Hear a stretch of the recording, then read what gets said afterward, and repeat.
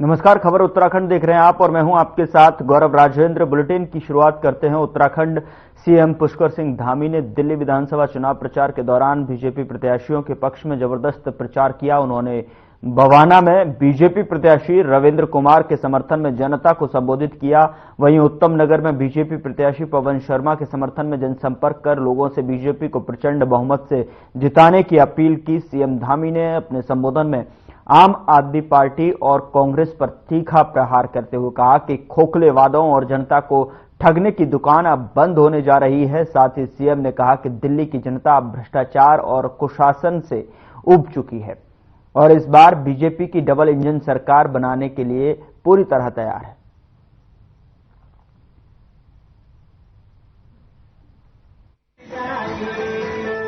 शराब के ठेके खोल दिए, करोड़ों का शराब घोटाला कर दिया, जिसमें खुद मुख्यमंत्री केजरीवाल जेल में चले गए, उनके उप मुख्यमंत्री जेल में चले गए और अभी भी केवल कोई आरोप मुक्त नहीं हुए हैं, ये केवल और केवल बेल पर आए हुए हैं। 24 घंटे इन्होंने कहा था हम पानी देने का इन्होंने वायदा किया था, लेकिन दिल्ली जल बोर्ड में 28,000 करोड़ का घोटाला करके आज भी दिल्ली की 40% आबादी दिल्ली वासियों को टैंकर के हवाले कर दिया। बवाना क्षेत्र के लोगों को ब्लैक में पानी खरीदने को मजबूर होना पड़ रहा है और मैंने सुना है कि यहां के विधायक जी पानी के किल्लत पर सवाल उठाने वाले लोगों को भी जान से मारने की धमकी देते हैं। मैं ठंडा कर दूंगा कहते हैं भाइयों बहनों। स्वास्थ्य मॉडल का ढोंग रखने वाले फर्जीवाल की सरकार ने 65,000 फर्जी लैब टेस्ट कराकर 300 करोड़ का खेल कर दिया। इतना ही नहीं, पैनिक बटन के नाम पर हमारी बहनें मातृशक्ति इतनी बड़ी संख्या में बैठी हैं जो बसों में जाती होंगी। इन्होंने 5 वर्ष पहले कहा था कि हम बस में पैनिक बटन लगाएंगे, यानी किसी को कोई परेशानी होगी वो बटन दबाया जाएगा। किसी बस में कहीं पैनिक बटन लगा है क्या?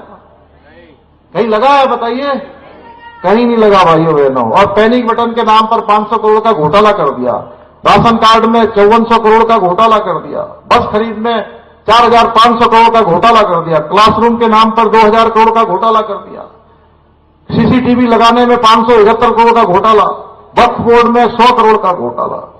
भ्रष्टाचार की तो तब हद हो गई जब जनता के पैसों से इन्होंने खुद के लिए ऐसो आराम के लिए शीश महल बनवा दिया भाइयों बहनों और सैकड़ों करोड़ रुपए की लागत उसमें लगा दी।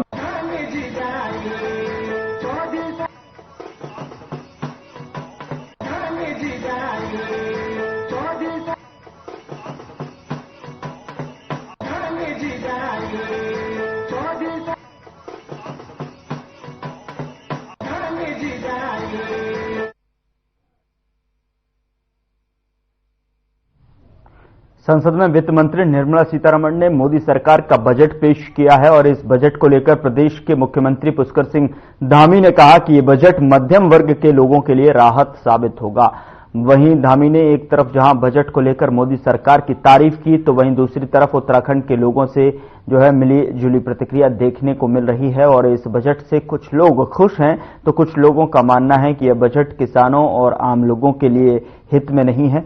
आम बजट 2025 को कुछ लोग इसे देश के प्रगति की रफ्तार देने वाला बजट बता रहे हैं तो वहीं कुछ लोग इस बजट से निराश भी हैं क्योंकि उनका मानना है कि यह इस साल के बजट में मध्यम वर्ग को टैक्स में मिली छूट के अलावा कुछ नहीं दिया गया।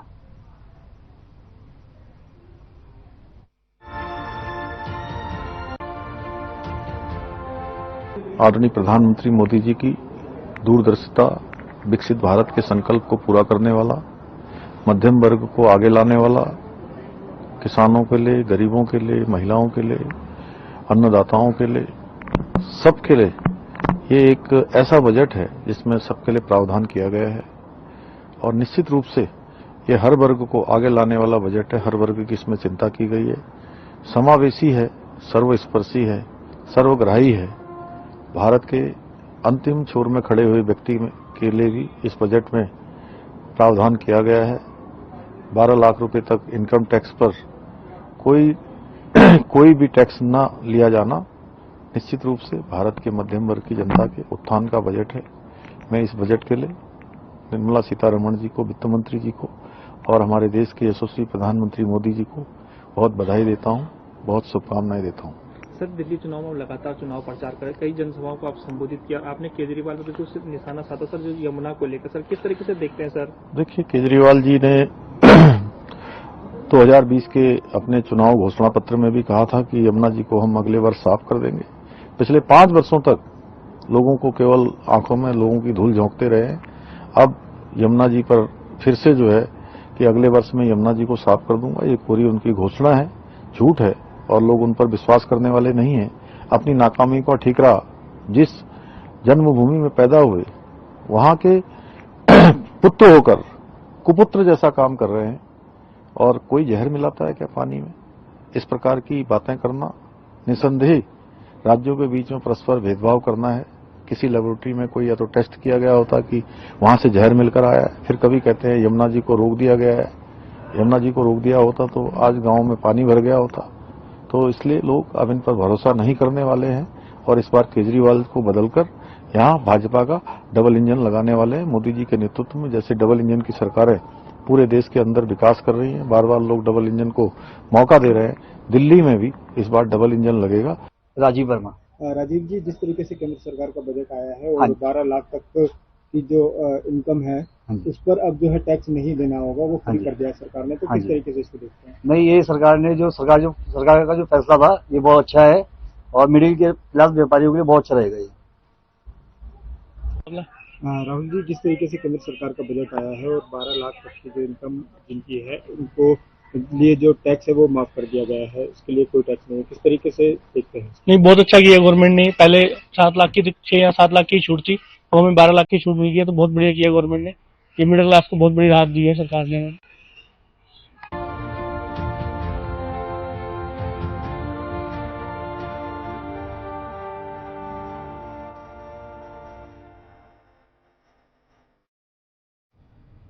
केंद्रीय वित्त मंत्री निर्मला सीतारमण ने आम बजट पेश कर दिया है और इस बजट में किसान, महिला और युवा समेत हर वर्ग के लोगों को समाहित किया गया है। और आपको बता दें कि खास बात यह है कि टैक्स स्लैब में बड़ा बदलाव किया गया है। बता दें कि अब 12 लाख रुपए सालाना इनकम पर कोई टैक्स नहीं लगेगा। ये आम बजट पेश होने के बाद उत्तराखंड के वित्त मंत्री प्रेमचंद अग्रवाल ने अपनी प्रतिक्रिया दी है। वित्त मंत्री प्रेमचंद अग्रवाल ने कहा कि प्रधानमंत्री नरेंद्र मोदी के मार्गदर्शन में केंद्रीय वित्त मंत्री निर्मला सीतारमण का लगातार ये 8वां बजट है। केंद्रीय वित्त मंत्री ने संतुलित, समावेशी और अच्छा बजट पेश किया है।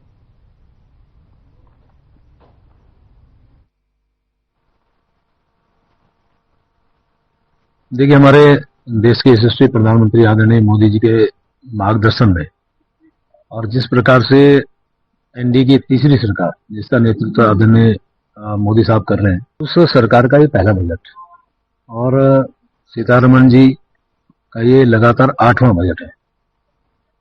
मुझे लगता है कि जिस प्रकार से उन्होंने हर वर्ग को साधने का काम किया, यदि एक सेंटेंस में कहूं तो ये बहुत ही संतुलित, बहुत ही समावेशी, सर्वग्राही, सर्वस्पर्शी बजट मैं कह सकता हूं। मध्यम वर्गीय की बात करें, कृषि की बात करें, चिकित्सा की बात करें, शिक्षा की बात करें, पर्यटन की बात करें और उसके साथ वर्गों की बात करें, चाहे महिलाओं का हो विषय, चाहे युवाओं का विषय हो या फिर रक्षा की बात करें, किसी भी मंत्रालय के या उनके विभाग की बात करें, सभी में एक अच्छा प्रावधान करने का काम, एक अच्छा बजट देने का काम माननीय निर्मला सीतारमण जी ने किया है।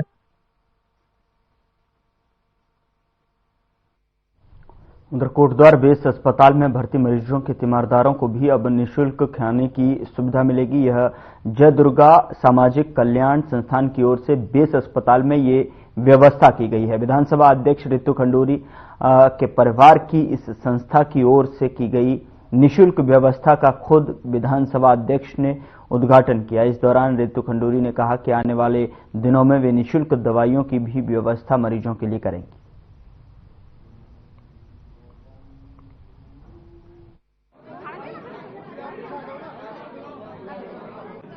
उत्तराखंड में कोटद्वार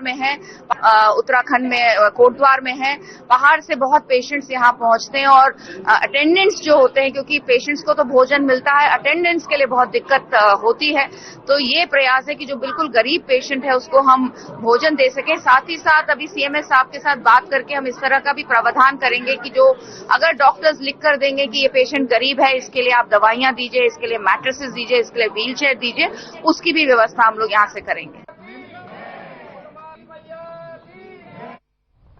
उधर बीते दिनों उत्तराखंड में हुए निकाय चुनाव में बीजेपी को मिली प्रचंड जीत पर बीजेपी उत्साहित है। बीजेपी ने नगर निगम की 11 सीटों में से 10 पर जीत दर्ज की। वहीं नगर पालिका परिषद सहित नगर पंचायतों में भी बड़ी जीत बीजेपी को मिली है, जिसको लेकर बीजेपी कार्यकर्ता में उत्साह है। वहीं लालकुआं के पूर्व विधायक नवीन चंद्र दुमका के आवास पर जो है बीजेपी कार्यकर्ताओं ने एक दूसरे को मिठाई खिलाकर निकाय चुनाव में जीते सभी प्रत्याशियों सहित मुख्यमंत्री को बधाई दी। और इस मौके पर पूर्व विधायक नवीन चंद्र दुमका ने कहा कि प्रधानमंत्री नरेंद्र मोदी एवं प्रदेश के मुख्यमंत्री पुष्कर सिंह धामी की जनप्रिय योजनाएं और बीजेपी के सिद्धांतों ने इस विजय का मार्ग प्रशस्त किया है। चुनावों का परिणाम ये प्रमाणित करता है।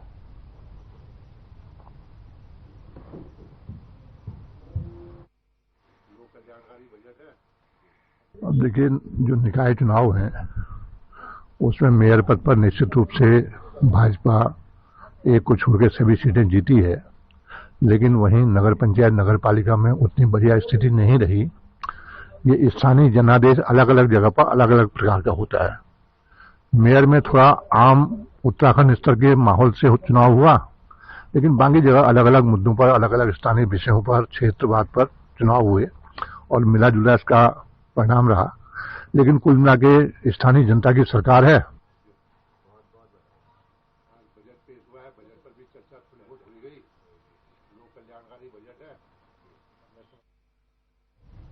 राज्य भंडारण निगम उत्तराखंड के 5 जिलों में जो है आधुनिक सुविधाओं के साथ 40,000 मीट्रिक टन क्षमता के गोदामों का निरीक्षण करेगा। और इसके लिए मंत्री धन सिंह ने इन 5 जिलों के जिलाधिकारियों को गोदाम निर्माण के लिए भूमि चिन्हित कर अगले 1 हफ्ते के भीतर शासन को रिपोर्ट सौंपने के निर्देश दिए हैं। दरअसल सहकारिता मंत्री डॉक्टर धन सिंह रावत ने दिल्ली में सहकारिता विभाग की वर्चुअल बैठक ली और जिसमें तमाम जिलों के जिलाधिकारी भी मौजूद रहे। बैठक में मंत्री धन सिंह रावत ने विभागीय अधिकारियों को प्रदेश भर में भंडारण क्षमता का विस्तार और इसे बाजार की मांग के अनुसार तैयार करने के निर्देश दिए हैं, ताकि बड़े पैमाने पर खाद्यान्न और उर्वरकों का भंडारण किया जा सके।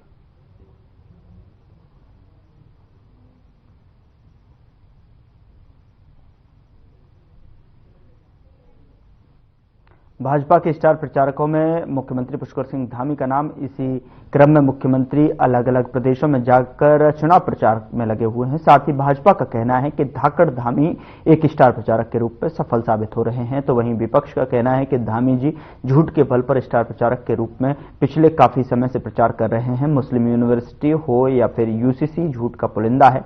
भाजपा यह नफरत फैलाने का काम करते हैं। और आपको बता दें कि उत्तराखंड को ही देख लो, जो है जिहाद हो, थूक जी हाथ हो और अनेकों ऐसे मामले हैं जो धाकड़ धामी जी के कार्यकाल में आए हैं।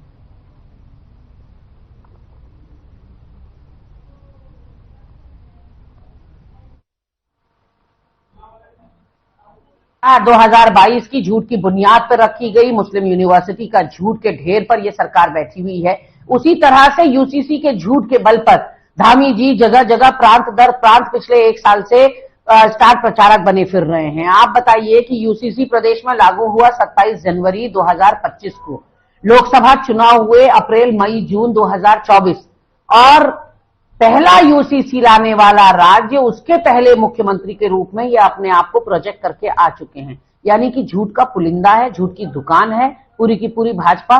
और अगर ये स्टार प्रचारक के रूप में जा रहे हैं तो इसलिए जा रहे हैं क्योंकि ये नफरत बहुत अच्छी फैलाते हैं। उत्तराखंड को नफरत की आग में ऑलरेडी झोंक दिया है। थूक जिहाद, लव जिहाद, लैंड जिहाद, यूसीसी, धर्मांतरण कानून, इसके अलावा कोई बात ही समझ में नहीं आती।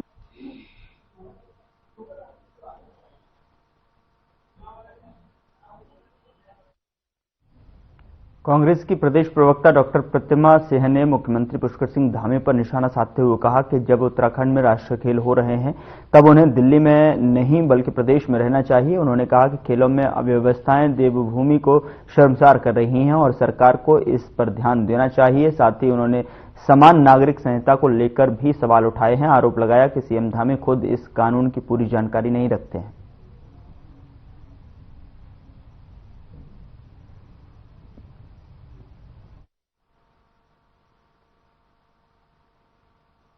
देखिए, मुझे लगता है कि धामी जी को इस वक्त प्रदेश में होना चाहिए, क्योंकि ये प्रदेश के लिए गर्व की बात है कि हमारे यहाँ राष्ट्रीय खेल हो रहे हैं और यहाँ पे जिस तरीके से वहाँ पे अव्यवस्थाएं सामने आ रही हैं वो देवभूमि को शर्मसार करती हैं। मुझे लगता है कि पूरे विश्व की नजरें हमारे ऊपर है, तो उन्हें दिल्ली में ना होकर के जो प्रदेश में होना चाहिए। और दूसरी बात देखिए, यूसीसी लागू करने के कि आपका कोई कद नहीं बढ़ा है। आज जनता के मन में जो सवाल है उनके जवाब देने के लिए भी पुष्कर सिंह धामी जी तैयार नहीं है।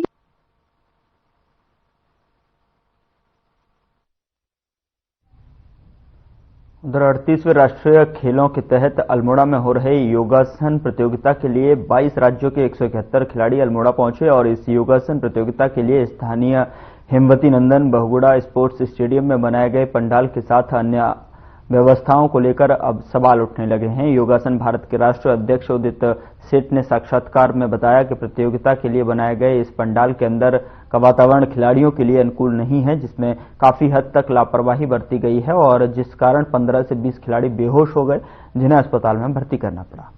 गेम्स यहाँ पे होना बड़ी बात है।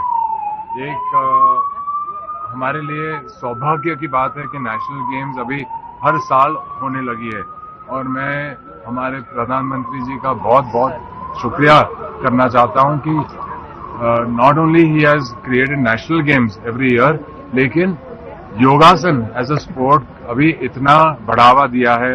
हमने खेलो इंडिया गेम्स के साथ शुरुआत करके नेशनल चैंपियनशिप्स करके नेशनल गेम्स में तीसरी बार आए हैं और अभी 2026 में एशियन गेम्स में डेमो स्पोर्ट के रूप में योगासन भी जा रहा है।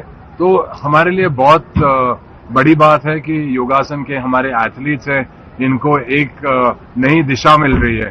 जो आश्रम में योग करते थे, अभी आश्रम से हम अरीना में आए हैं। उत्तराखंड सरकार के प्रयासों से 38वें राष्ट्रीय खेलों को और अधिक पर्यावरण अनुकूल और स्वास्थ्यप्रद बनने के लिए महाराणा प्रताप स्पोर्ट्स कॉम्प्लेक्स में कोर टीम, वॉलंटियर्स और दर्शकों के लिए साइकिल सुविधा उपलब्ध कराई गई है और इस पहल का उद्देश्य न केवल प्रदूषण को कम करना है बल्कि लोगों को फिट और सक्रिय जीवन शैली अपनाने के लिए प्रेरित भी करना है। इसके माध्यम से दर्शक और वॉलंटियर खेल परिसर के विभिन्न स्थलों तक साइकिल से आसानी तक पहुंच सकेंगे, जिससे ट्रैफिक और कार्बन उत्सर्जन में भी कमी आएगी। यह उत्तराखंड सरकार की पर्यावरण संरक्षण की नीति को साकार करने की दिशा में एक महत्वपूर्ण कदम है। मुख्यमंत्री पुष्कर सिंह धामी के नेतृत्व में राज्य सरकार खेलों के सुचारू रूप से आयोजित करने और खिलाड़ियों व दर्शकों को सर्वश्रेष्ठ सुविधाएं प्रदान करने के लिए निरंतर प्रयासरत है। इस पहल से न केवल राष्ट्रीय खेलों को एक नया रूप मिलेगा बल्कि उत्तराखंड को पर्यावरण अनुकूल और स्वास्थ्यप्रद खेल आयोजनों के लिए एक आदर्श राज्य के रूप में स्थापित करने में भी सहायता मिलेगी।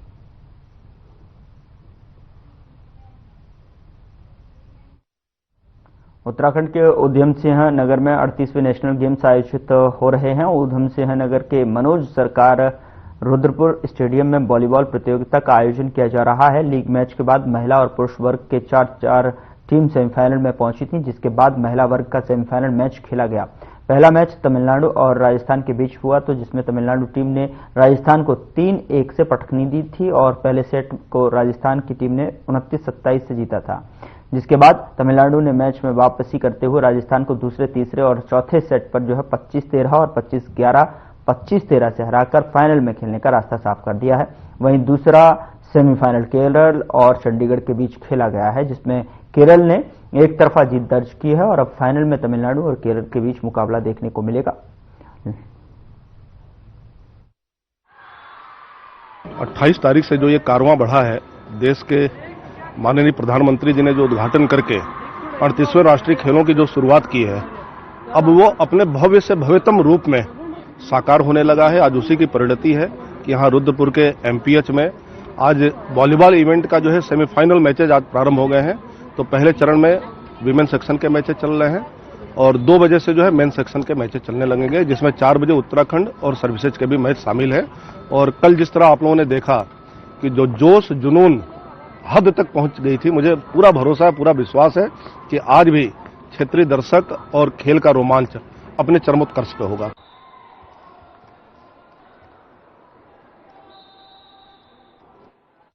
बढ़ती सड़क दुर्घटनाओं और अपराधों पर अंकुश लगाने के लिए प्रशासन के द्वारा लगातार प्रयास किया जा रहा है। इसी कड़ी को आगे बढ़ाते हुए देहरादून पुलिस द्वारा चप्पे चप्पे पर नजर रखने के लिए सीसीटीवी कैमरे लगाए जा रहे हैं। वहीं जिलाधिकारी सविन बंसल ने आज कोतवाली में जगह जगह लगे सीसीटीवी के निरीक्षण के लिए एक निरीक्षण कक्ष का फीता काटकर उद्घाटन किया है। वहीं एसएसपी अजय सिंह ने इस मौके पर कहा कि शहर में बढ़ते अपराध और दुर्घटनाओं पर अंकुश लगाने के लिए यह प्रयास अत्यंत कारगर साबित होगा। अक्सर नतीजे एनकरेजिंग आते हैं, तो लगातार ज्वाइंट विजिट्स की गई थी, न सिर्फ पल्टन बाजार की बल्कि कई सिटी के जो चोक पॉइंट्स हैं, वल्नरेबल स्पॉट्स हैं, वहां पर traffic lights, cameras, loud speaker systems, road dividers और कहां पर चौक चौराहे नए बनने हैं, इन सभी इनिशिएटिव्स पर कार्य गतिमान है। जैसे आज हमारे कैमरास ऑपरेशनल हो गए हैं, हाईटेक कैमरास हैं और लाउड स्पीकर सिस्टम्स हैं, डिजिटल पीए सिस्टम्स हैं। इसी तरह से हमारे कुठाल गेट और दिलाराम साईं मंदिर पर पब्लिक को हम कंजेशन से रोक पाए, ट्रैफिक रेगुलेट कर पाए, अच्छे चौंक्स बनाए जा रहे हैं। आईएसबीटी पर क्रम होता है या कोई जरूरत महसूस होती है तो उसके हिसाब से पुलिस और प्रशासन वर्क करता है। एक घटना हुई थी जिसका संज्ञान लेकर यहाँ पर जो है ये बात आई कि महिला सुरक्षा को और सुदृढ़ किया जाए। इसको देखते हुए प्रपोजल जिलाधिकारी महोदय को दिया गया और आज उनके सौजन्य से जो है इस पूरे क्षेत्र की मॉनिटरिंग के लिए कैमरे भी लग गए हैं, यातायात मैनेजमेंट के लिए साथ ही साथ स्पीकर्स भी लगे, माइक भी लगे। वहां पर अगर कोई यातायात बाधित कर रहा तो यहीं से बैठकर एक कंट्रोल रूम से यहीं कोतवाली से इसको कंट्रोल किया जाएगा। जो भी हमें जरूरतें महसूस हो रही है, जो आमजन को सुरक्षा की दृष्टि से ज्यादा जरूरी है, पुलिसिंग के लिए जरूरी हो और देखा जाए यातायात व्यवस्था के लिए बहुत सारी चीजें जो इनिशिएटिव लिए जा रहे हैं। अब चूंकि सारी चीजें प्रोसेस में है, आने वाले 1 से 1.5 महीने में मुझे लगता है कि सारी चीजें जब धरातल पर उतर जाएंगी, ऑपरेशनल हो जाएंगी, तो जो बेनिफिट्स हैं वो आमजन को मिलेंगे। खासकर यातायात और ट्रैफिक रेगुलेशन को लेकर मुझे लगता है जो फोकस है उस पर हमें ज्यादा आसानी होगी जब ये सारी चीजें ऑपरेशनल हो जाए। पीएम नरेंद्र मोदी के प्रस्तावित भ्रमण कार्यक्रम को लेकर चल रही तैयारियों का स्थलीय निरीक्षण करने के लिए डीएम मेहरबान सिंह बिष्ट ने हर्षिल क्षेत्र का दौरा किया और इस दौरान डीएम ने अधिकारियों को पीएम के भ्रमण को लेकर की जा रही तैयारियों को समयबद्ध ढंग से पूरा करने और गुणवत्ता व सुरक्षा का विशेष ध्यान रखने जाने के लिए निर्देश दिए। और इस दौरान डीएम ने पुलिस अधीक्षक सरिता डोभाल के साथ प्रस्तावित कार्यक्रम से जुड़े सुरक्षा इंतजामों के संबंध में भी विचार विमर्श कर सुरक्षा व्यवस्था से संबंधित विभिन्न पहलुओं पर जायजा लिया। और बता दें कि पीएम नरेंद्र मोदी का इस माह गंगा जी की शीतकालीन प्रवास स्थल मुखवा एवं सीमांत क्षेत्र के वाइब्रेंट विलेज हर्षित का भ्रमण करने की संभावना है। प्रधानमंत्री के संभावित भ्रमण से जुड़े इंतजामों को लेकर जिला प्रशासन ने तैयारियां तेज कर दी हैं।